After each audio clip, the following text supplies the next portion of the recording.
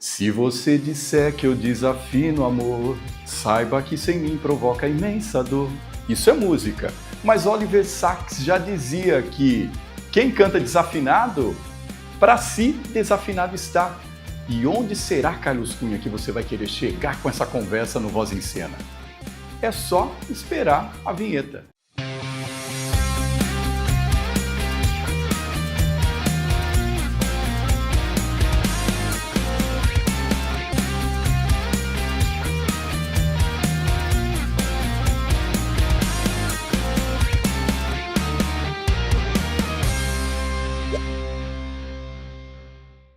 Confesso para você que a primeira vez que eu entrei em estúdio com ele foi para cantar. E até hoje eu não sei se eu cantei ou se eu atrapalhei. E hoje eu espero que ele nem fale sobre isso, mas eu estou recebendo meu amigo Carlinhos Pessoa. Seja bem-vindo.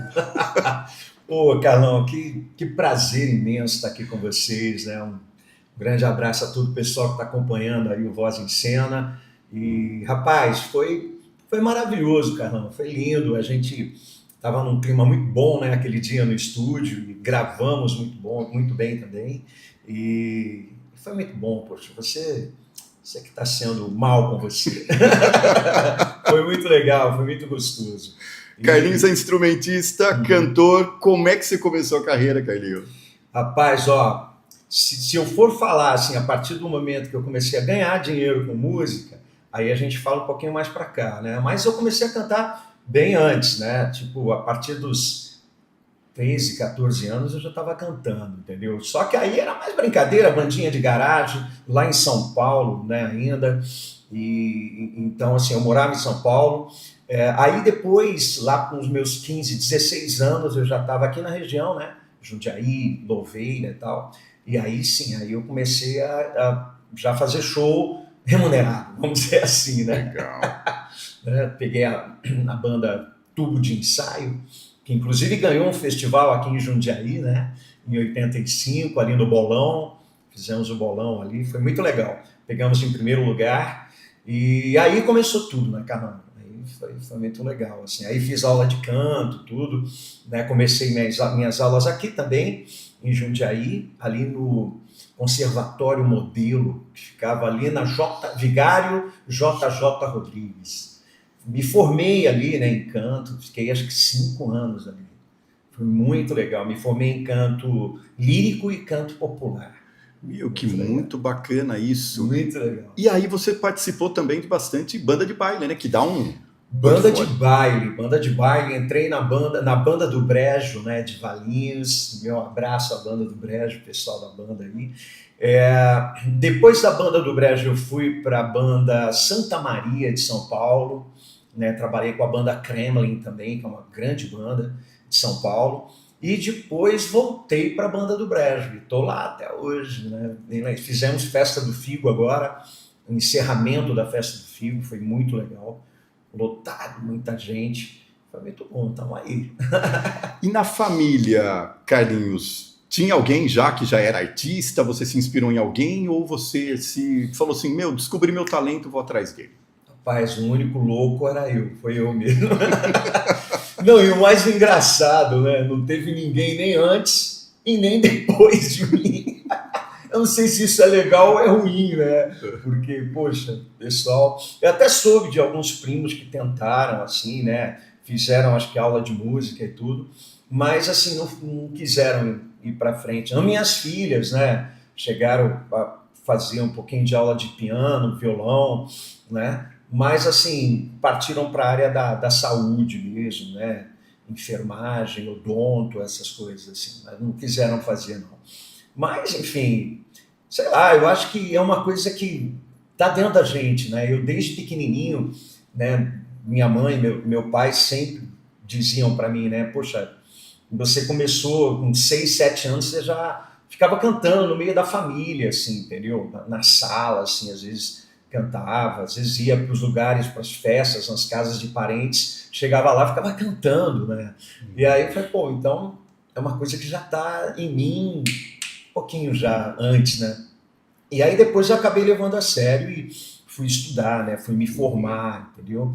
Para aí sim ter oportunidades né, de trabalhar com grandes nomes, né, que daqui a pouquinho a gente pode até citar alguns aqui, e que para mim foi uma experiência maravilhosa, muito legal. Conversar com você é muito interessante porque a gente pratica bem aquela prática do storytelling mesmo, né? De começar a história desde o começo. E você citou uma palavra aí que eu achei bem interessante, que é a questão da formação. Porque muitas vezes as pessoas falam assim, eu tenho dom, é só sair fazendo. Você não. Além do dom, você foi buscar formação. Fala um pouquinho sobre a importância disso, Carlinhos. Então, o que acontece? Sobretudo no canto, Carlão, a gente sabe que cantar, né, é muito mais do que você apenas fazer som com a boca, né? E você tem que ter a consciência ali de que você está usando a sua voz, e a sua voz, ela trabalha músculo, né? E se você não souber usar esse músculo, você pode comprometer, você pode se machucar, você pode ficar rouco, né? Você pode ter ali até uma patologia, né? Desenvolver ali uma doença, entendeu? E isso pode te complicar. Quando você tem intenção de trabalhar com a voz, você sabe disso, você trabalha com a voz também, né? Se a gente não cuida, se a gente não sabe o que está acontecendo aqui, e foi por isso também que eu me tornei professor de canto, porque quando eu me formei, eu falei, caramba, eu preciso dividir isso com as pessoas que usam a voz. Preciso falar para eles que quando você usa a voz, tem todo um processo, né, que você precisa saber para usar bem a voz, de forma consciente, né? E aí já se vão 33 anos dando aula de canto. E é interessante também quando você estuda, você aumenta a sua percepção, não só de você, mas como também para o outro. Com certeza, com certeza. E isso é interessante que você falou, por quê? Porque todas as pessoas que estão à sua volta, quando você começa a trabalhar a sua voz, a cantar, né? É muito comum, as pessoas vêm e falam, é incrível, porque você às vezes você usa a sua voz e a gente percebe que você usa de forma muito fácil, né? Não dá a impressão de que você está com dificuldades e tudo, né? Por quê? Porque o estudo, né, do canto, dentro da pedagogia vocal, você começa a entender certas coisas e a aprender certas coisas que te dá essa facilidade ao cantar, entendeu? Por quê? Sobretudo canto é músculo, né? Então, prega vocal, o pessoal fala de cordas vocais, mas o nome certo é prega vocal, você sabe que ali é musculatura, e é uma musculatura que você trabalha ali, né? Ela tanto mexendo de forma a alongar, quanto estreitar, né? Então, ao mesmo tempo que você alonga, principalmente nos agudos, você estreita nos graves, entendeu? E é importante você saber trabalhar isso, porque existem vários tipos de pressões que a gente faz aqui. Então, pressão subglótica, pressão transglótica, pressão supraglótica. E aí, o que você faz? Se você souber controlar bem isso, sua voz sai tranquilo, não parece que você está forçando, você não se machuca, você faz de forma consciente, né? Fica mais bonito. Interessante para você prestar atenção nisso. Muitas vezes você vê os profissionais da voz fazendo todas aquelas performances e você acha que simplesmente o cara acordou de manhã e saiu fazendo aquilo. Mas não, tem toda uma questão de técnica, tem a questão de você entender o seu corpo, a sua voz e, acima de tudo, Carlinhos, a questão do aquecimento também faz uma grande relevância. Muito importante. É aquilo que eu falei, eu acabei de dizer que nós trabalhamos com músculo, né? Se você pegar aqui os jogadores de futebol, por exemplo, antes de entrar no gramado, o que eles fazem? Aquecem. Por quê? Trabalham com músculo. Então, quando você trabalha músculo, você precisa de um aquecimento, né? Sobretudo com músculo, que é uma musculatura, em se tratando de prega vocal, uma musculatura, digamos, muito... como é que eu poderia usar o termo aqui, né? Para não ser tão técnico, vamos dizer assim. Sensível. Sensível, vamos dizer assim. Pronto. Né? Uma musculatura super sensível. Não dá para comparar com a musculatura de uma perna, por exemplo. Não dá, né? Que é muito mais robusta, muito mais, né? Enfim. E aí você precisa, mais do que nunca, ter esse cuidado que você falou. Fazer ali o aquecimento, preparar muito bem a prega vocal, para no momento em que você coloca ela ali em uso, sobretudo em músicas que às vezes são altas, né, tem agudos e tal, rock and roll e tal, acabamos de passar o carnaval, eu tenho alguns alunos que fazem ali samba enredo. E aí você fica na avenida ali, às vezes, 1 hora, 2 horas, né? Cantando, sem falar do tempo antes, né? De aquecimentos, ensaios e tudo. E aí, se você não tem esse preparo, você canta ali 20 minutos, meia hora, você já acabou a voz, né? Entendeu? Então tem que ter esse preparo, né? Você tem que fazer as aulas, tem que fazer os exercícios, os aquecimentos, né? Então é muito importante. Questão do mito que é interessante a gente quebrar. Muitas vezes a gente ouve aí nesses cantores que fazem bastante shows, ele fala assim, não, antes do show eu vou tomar um conhaque, eu vou tomar um uísque, vou tomar uma bebidinha ali para dar uma relaxada porque a minha voz melhora. Nossa, Carlinhos, explica isso e fala para eles que não é para fazer isso. Pois é, pessoal, é assim, ó, o álcool, né? Ele de cara ele já desidrata o corpo. E junto com o corpo ele desidrata a voz, as pregas vocais, né? Que devem estar sempre muito hidratadas, né? Por que o cantor, todo cantor e todo profissional que trabalha com a voz tem que tomar bastante água, né? Por quê? Justamente para fazer ali o processo de hidratação, né? Para que as cordas vocais, né, as pregas vocais, estejam ali molhadinhas, bem hidratadas, né? E o álcool, o que ele faz? Ele desidrata, ele resseca, né? Então, apesar de eu ouvir muita gente falando, mas eu tomo, né, minha cervejinha ou meu conhaque e nunca me fez mal, né? A conta vai chegar lá na frente. É o que eu tenho a dizer para vocês, né? Então, assim, cuidado, às vezes aquela aparência de que hoje não está fazendo nada, não significa que a vida toda vai ser assim. Nós temos alguns grandes profissionais da música aí, brasileira, perdendo a voz. Não vou nem citar aqui nomes, né? Mas vocês que estão me assistindo aí já sabem de alguns, né? Que se vocês pesquisarem aí, vocês vão ver que lá atrás, né, tinha uma voz maravilhosa, cantava muito bem, e daqui a pouco começou a perder a voz, a ter problema na voz, e hoje, às vezes, quase não consegue cantar mais. Por quê? Por conta de coisas erradas que fizeram lá atrás, falta de aquecimento, falta de aula de canto e falta de cuidados como esse que o Carlos falou aqui, né? Uma outra coisa importantíssima, descanso. Claro, com certeza. Rapaz, uma vez, interessante isso que você falou, Carlão, uma vez eu comecei a sentir a voz minha e tal, né? E aí eu cheguei na aula com o meu professor de canto na época, e ele falou, Carlinhos, você está fazendo tudo certo? Eu falei, tô, professor, tô estudando pra caramba, tô fazendo os exercícios, né? Vou para os shows e tudo. E aí ele falou, então, faltou uma coisa. Aí eu falei, o quê? Ele falou, descanso. Foi exatamente o que você falou. Ele falou, Carlinhos, dentro do estudo e cuidados com a voz, está inserido descanso, é músculo. Ele precisa de um descanso para relaxar e voltar ao normal dele. Se o tempo todo ele ficar ali, né, vai dar problema. Você tem que descansar. Né? E a melhor forma de descansar a voz, gente, é uma boa noite de sono.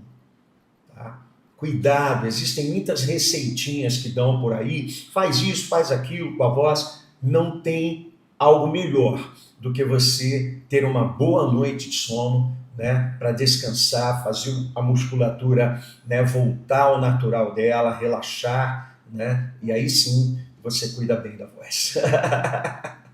Descanso é igual a pausa. Pausa em televisão, sabe o que significa? Intervalo comercial. A gente vai, mas já volta na sequência.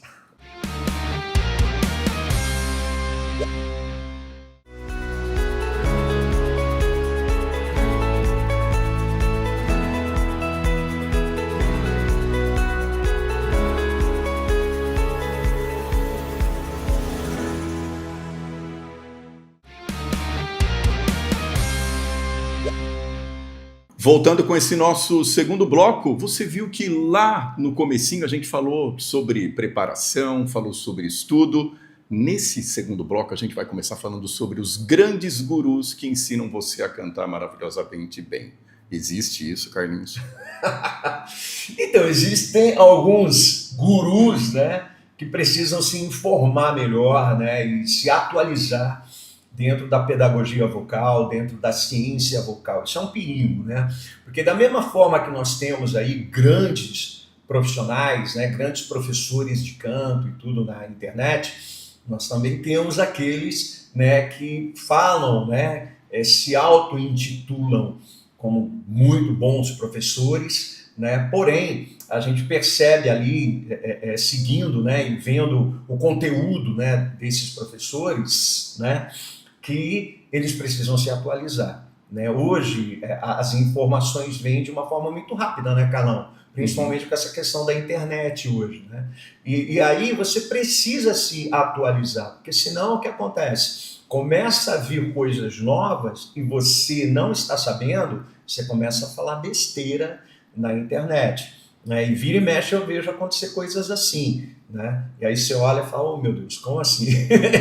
Essa pessoa, esse guru, ele precisa se informar, ele precisa se atualizar, né? E aí você que está vendo a gente, você começa a seguir essas pessoas e começa a ter ali informações equivocadas, né? Informações erradas, né? Que ao invés de ajudar você, vem atrapalhar, né? Então, às vezes tem pessoas muito bem intencionadas, inclusive, né? Que está ali falando e tudo, e você percebe que a pessoa está feliz em comunicar ali, só que às vezes faltou um check-up ali dentro da pedagogia vocal, né?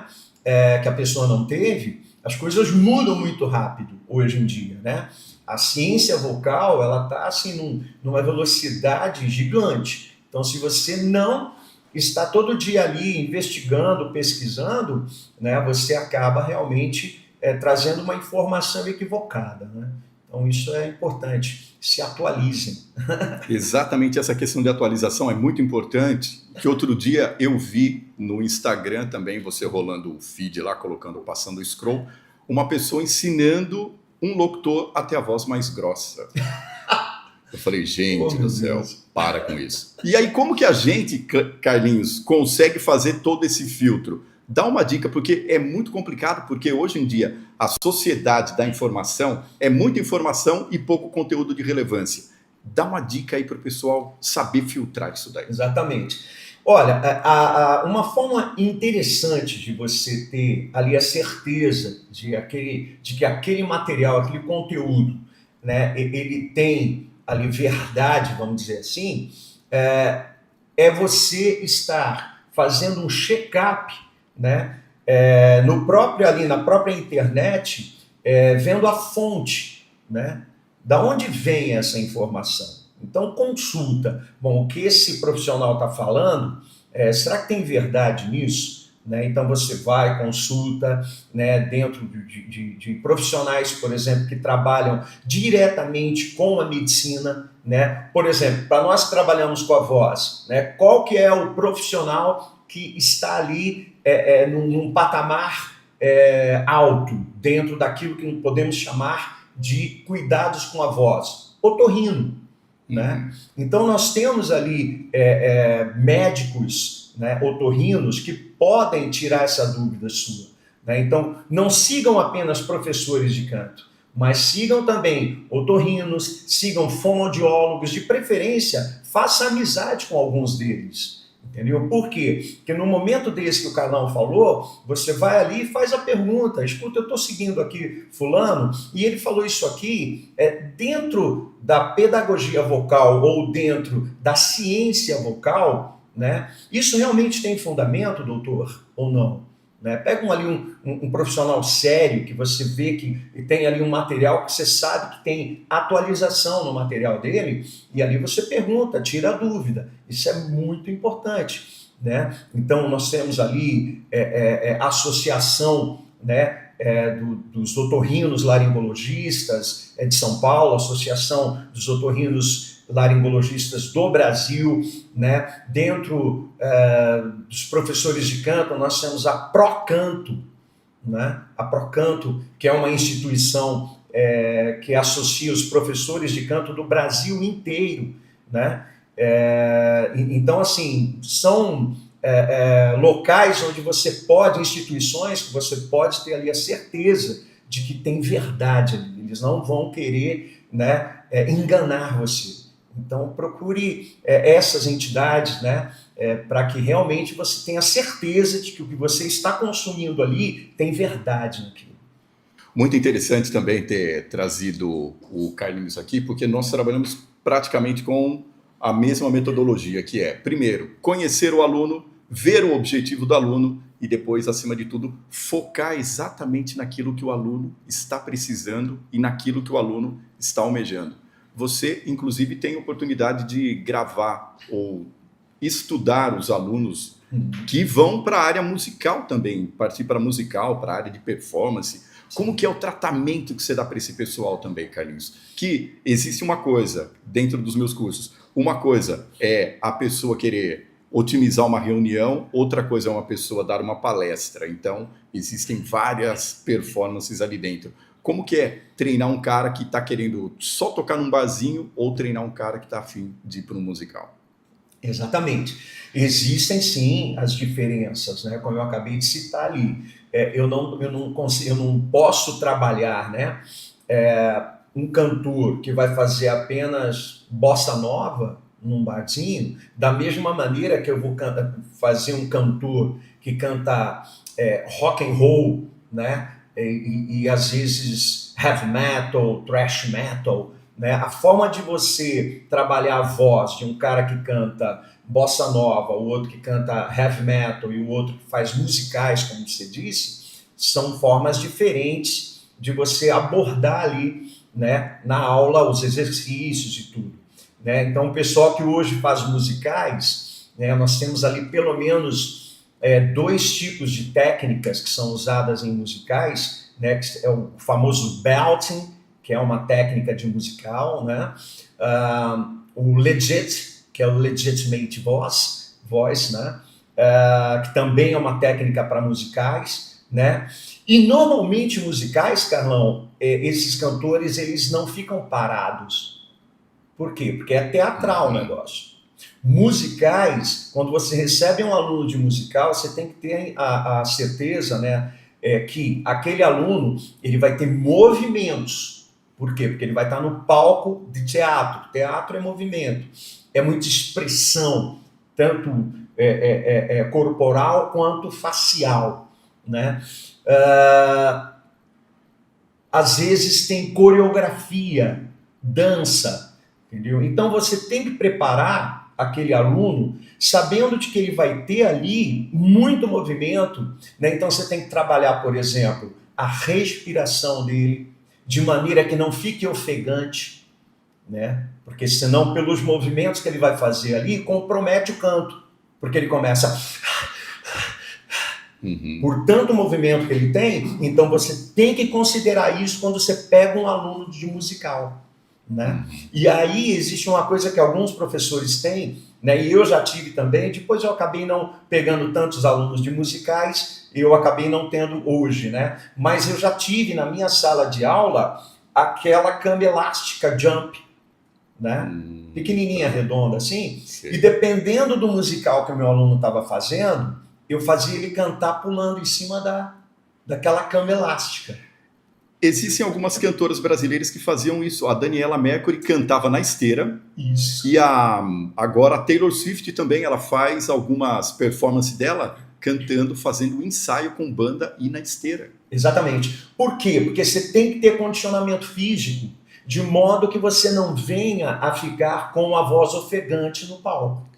Então, quando você já ensaia fazendo movimentos, né? Quando você vai para o palco, você faz o movimento, mas não se cansa. Exato. Não se cansa. Então, muito interessante, sabe? Você sabe, eu trabalhei com o Alexandre Pires, né? Eu fui backing vocal dele. E o Alexandre, quando nós tínhamos a nossa turnê internacional, que a gente ia fora do Brasil, o Alexandre ele levava o balé. E aí, o que acontecia? Ele dançava algumas músicas com o balé.